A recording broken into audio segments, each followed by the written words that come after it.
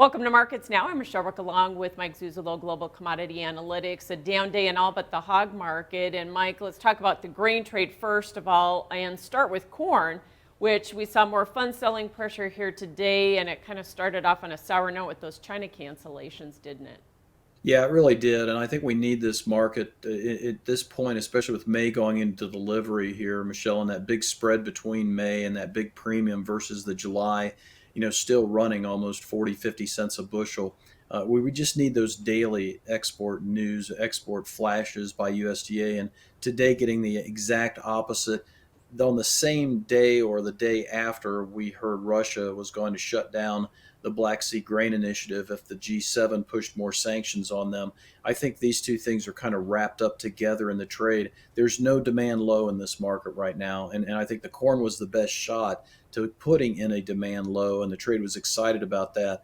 But we don't have a demand low. We're weekly export inspections were, I think, down about 22 or 26% versus last week. And I think the trade reacted accordingly by bear spreading. They really Yeah. hit the front end May hard and kept the D's essentially unchanged. So how much more downside risk do you see, especially since we've taken out really key support areas, especially in new crop corn?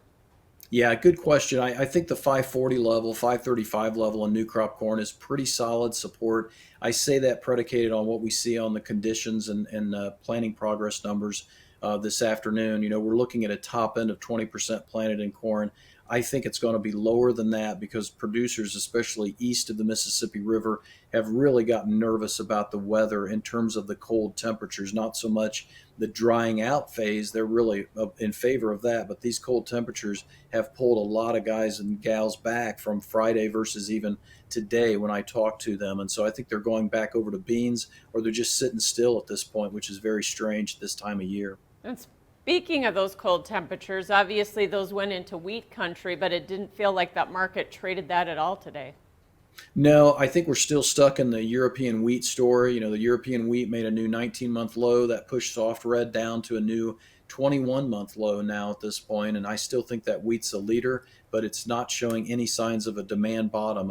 Probably the worst situation when it comes to the demand low being made in the wheat market. And so we're probably going to have to wait until the May WASDE report or the Wheat Quality Council tour. I don't think the trade really believes the hard red wheat crop is hurt that bad. And if it is, there's plenty around the world because we don't have that great of demand. Yeah, and really what you mentioned about the Russian headlines or the Black Sea headlines impacting corn impacted wheat as well. And, do you see anything changing that in the near term?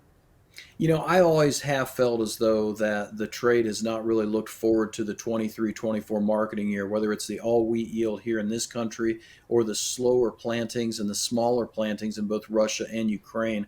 I think we could flip this very, very quickly. And I'm not opposed to thinking about a May counter seasonal rally if USDA would cut that all wheat yield by 6, 7, 8 bushels and come off that 49 bushel all wheat yield that they gave us at the Ag Forum. I think that's way too high at this point, given the crop conditions and given the spring wheat.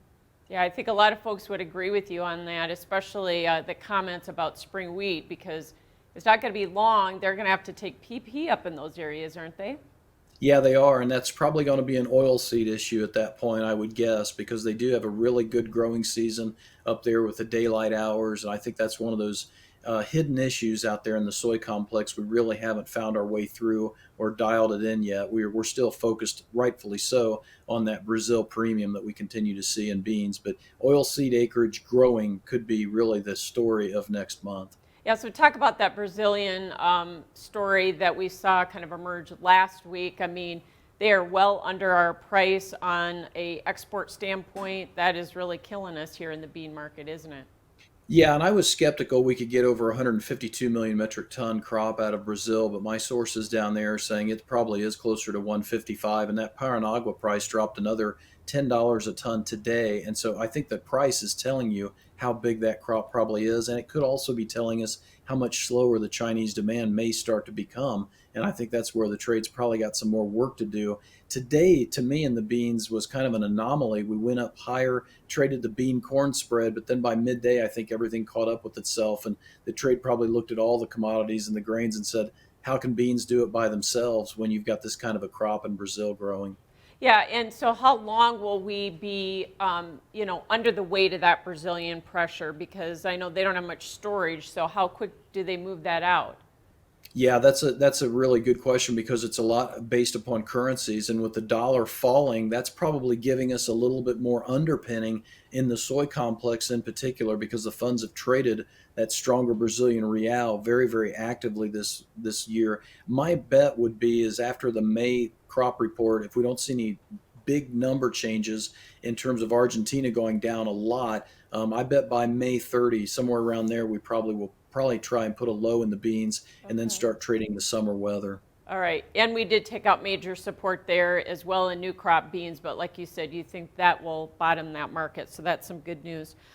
Let's also talk about the cattle market down today. Cattle on feed report a little bearish on the placements number. Was it really that, or are we still feeling this hangover from lower cash from last week, or what?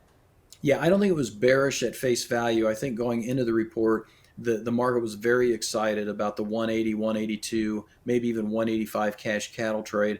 The report would suggest, because of the heavyweight placements that we saw, that the Packers are going to be able to give and take more and probably not be put in a corner as much as maybe we thought on Friday before the numbers.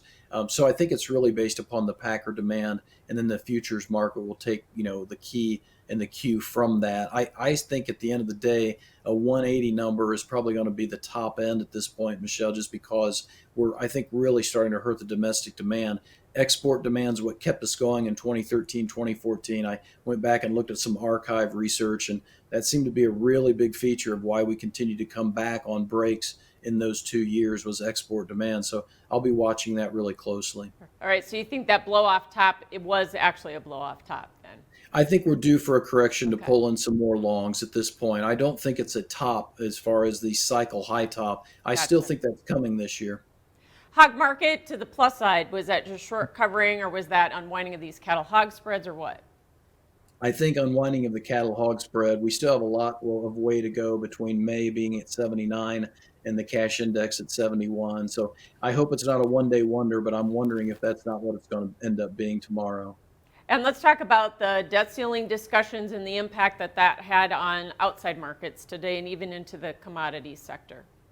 Yeah, I wrote to clients and subscribers last night or over the weekend. This is going to be another heavy macro traded week. We're trading weather right now, but we've got the debt ceiling coming in and T-boning this market thanks to the Congress putting it up for a vote in the House. We also have the Federal Reserve coming up on the 2nd and 3rd. So early next week, we'll have the Federal Reserve come out with what could be the most important announcement of the year as to whether they pause after this anticipated rate hike. So I think the dollar going down today was kind of a precursor to the debt ceiling. I'm hoping this becomes a trend by the time we get past the Federal Reserve meeting because that's really boosting that crude oil price, and we need that right now. Yeah, and we got, I think, PCE at the end of the week, so that may give the Fed some more ammunition as well. So we'll have to watch that. Exactly right.